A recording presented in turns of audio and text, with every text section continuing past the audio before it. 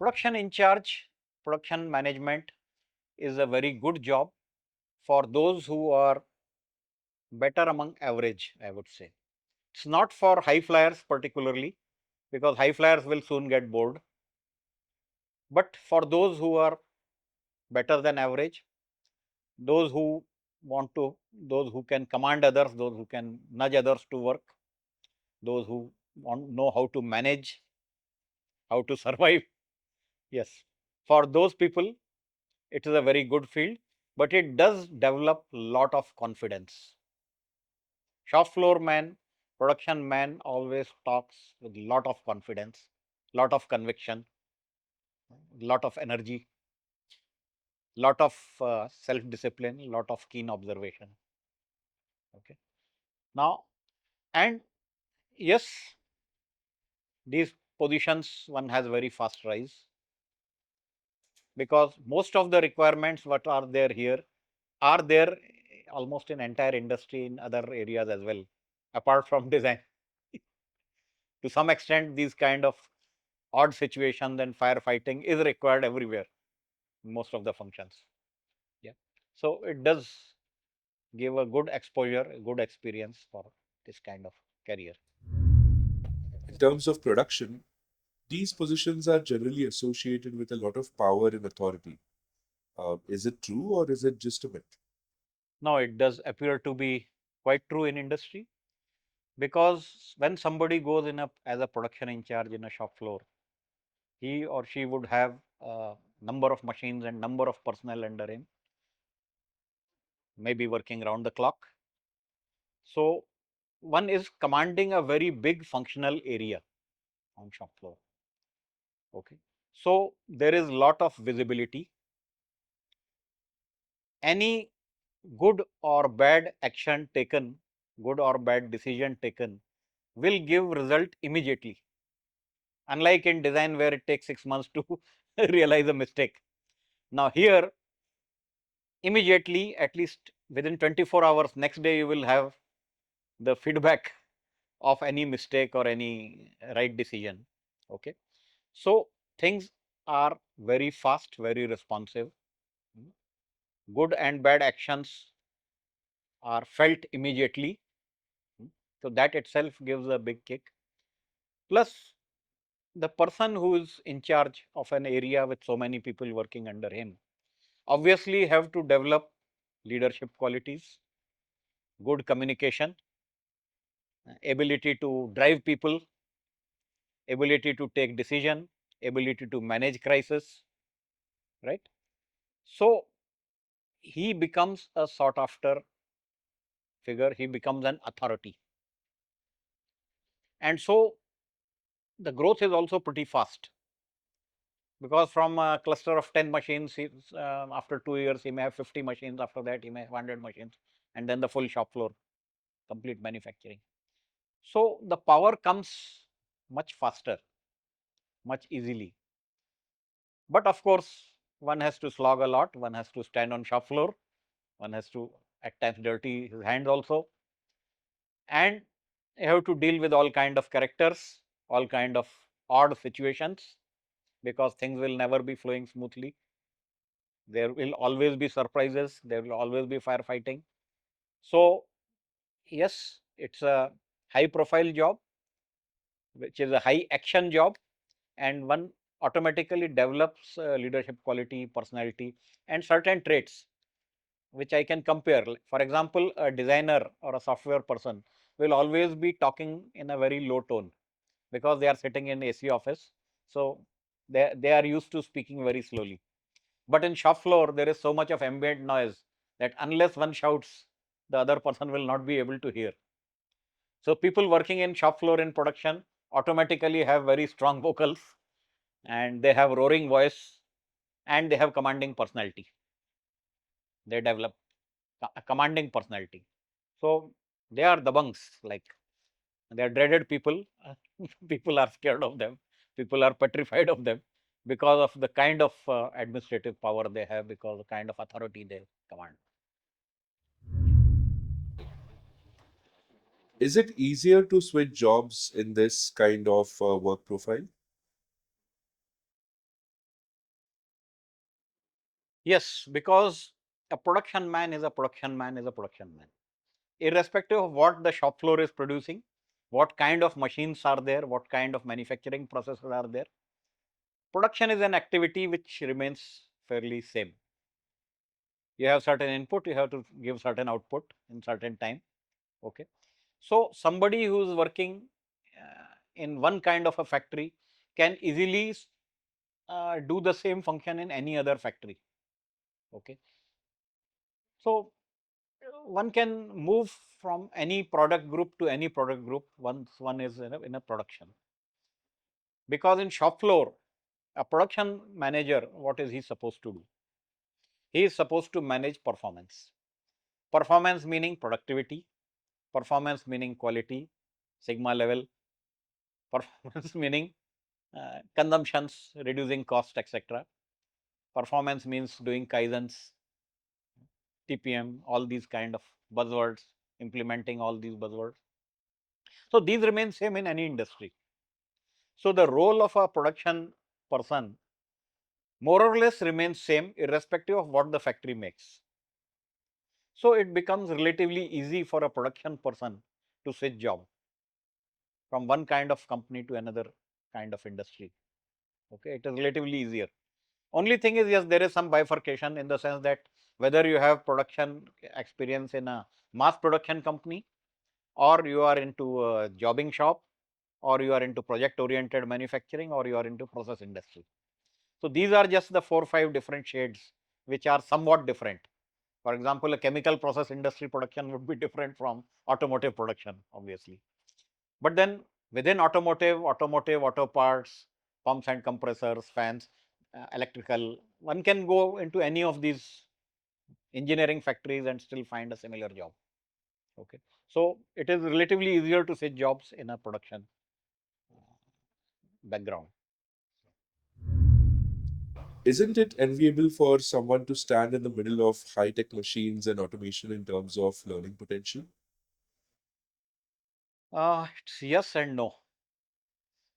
When a person enters afresh in a big shop floor and see all those big machines and big automation, etc., one gets enchanted by the look of those things and one feels that it is something great to be in the middle of those things. But coming to nuts and bolts of production uh, engineer's lifestyle, a person who is production in charge need not know how the machine works.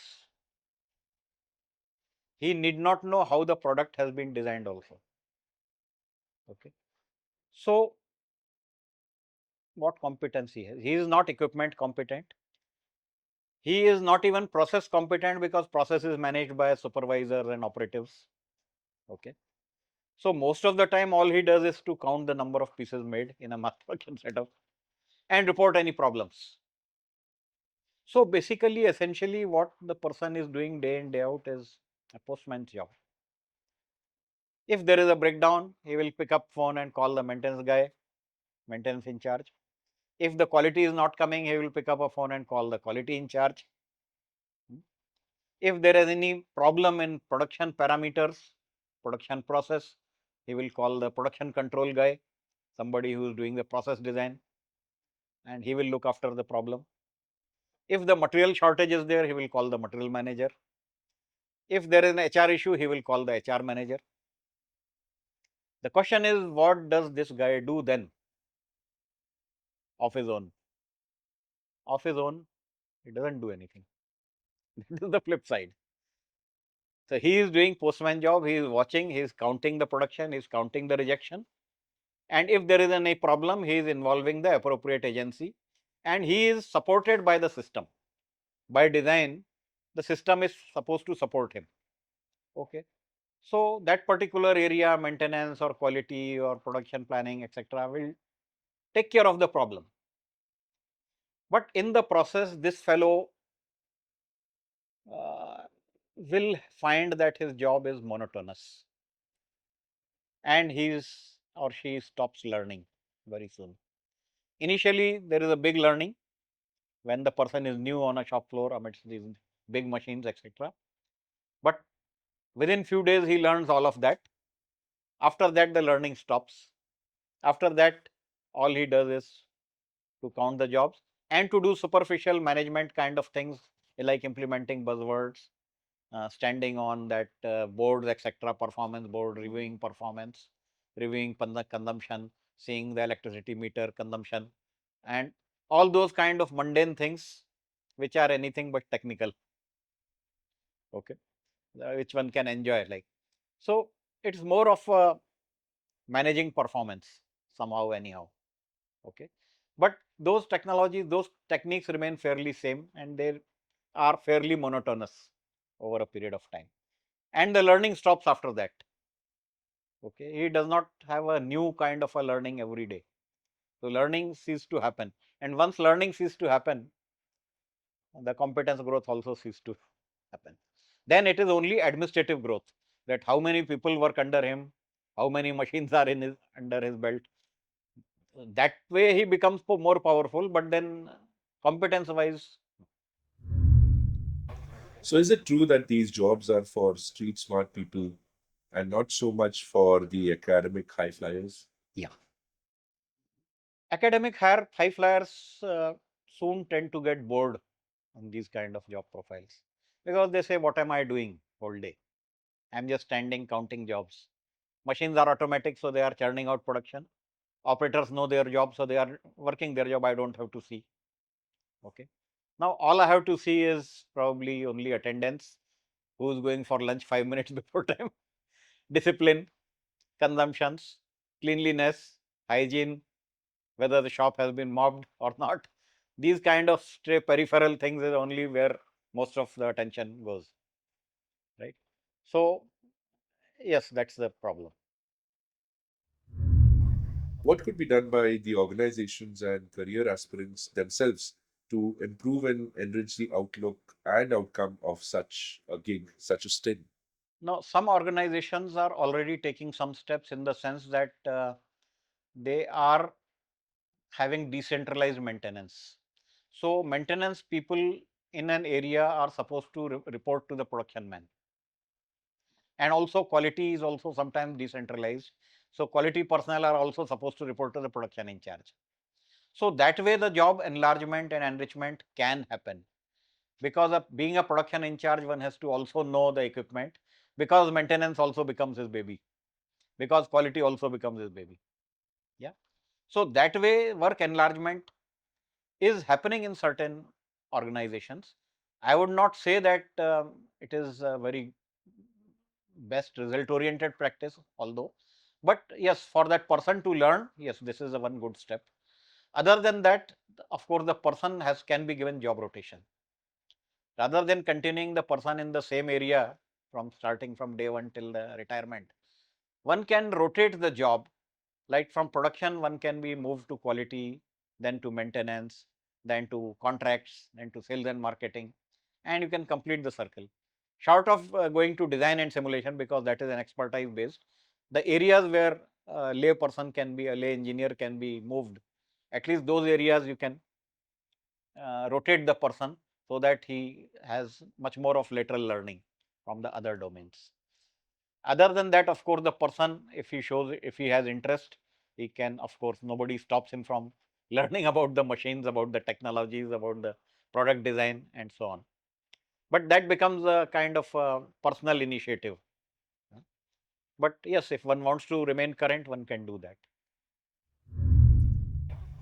So, what are the downsides of such a position? Now, while people assume lot of power for this function, and for the workman, actually, production in charge is the face of management, and they assume that he is all powerful and he is able to take all kind of decisions. For example, if some worker wants his son or daughter to get employed in the same organization, uh, he believes, and union leaders believe, that this person, if he says so, it will happen. But the person is actually quite helpless in such matters, because while he is perceived to be powerful, I mean, he is not powerful as far as recruitment is concerned, as far as decisions for that are concerned. Okay, so he doesn't know how to deal with such demands. When somebody put a lot of faith in him and says that, sir, kindly help me in solving my this problem, this person doesn't know how to deal with this. He cannot say no, but he can't say yes either. Okay. So that becomes a very, very tricky kind of a situation. Secondly, okay, he is powerful, system is supporting him, fine. But sometimes it gives a feeling that one is riding on elephant, but elephant is not in your control. Because, for example, suppose a workman misbehaves, disobeys, does not come on time. What this guy can do? He can shout. Suppose he is shouting once, twice, thrice. This fellow, the worker shouts back or even slaps him. What does he do? So what he will do is he will go to HR. HR manager will counsel that person, will hold inquiry against that person, give some token punishment, and the same thing will continue. But the person still does not correct. Still, he does the same thing.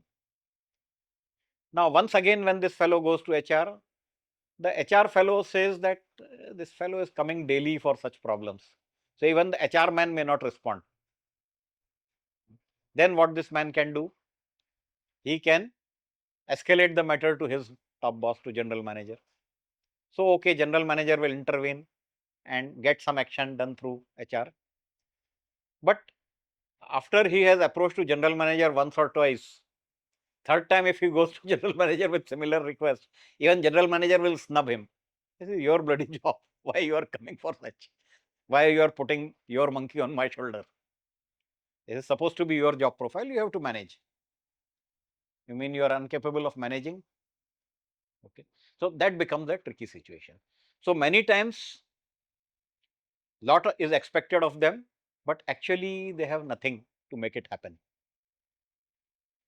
So that is a very big flip side, because what can one do? I mean, if system does not help you, if system does not cooperate, how many times you will complain? Suppose maintenance man does not repair the machine well, how many times you will complain? So it becomes a kind of a luck factor, that whether things are in your favor, they happen to be in your favor, so you are successful. If things are odd, then you had it and there is nothing much you can do apart from quitting the place. Okay. So yes, sometimes such things also happen. Labor unrest, union issues are not uncommon in shop floor. Nowadays things are much better, but earlier days it was much bad. There was a lot of intervention, lot of trouble created by union leaders and trade unions. Okay. So facing them, facing rogues, facing goons, facing threats, all this was part and parcel of this job profile. Okay. So one had to be like street smart Dada type of person to be able to pass off in this kind of scenario. Yeah. So yes, academic high flyers certainly will not be able to manage. They are not used to this kind of dealings and these kind of situations, odd situations.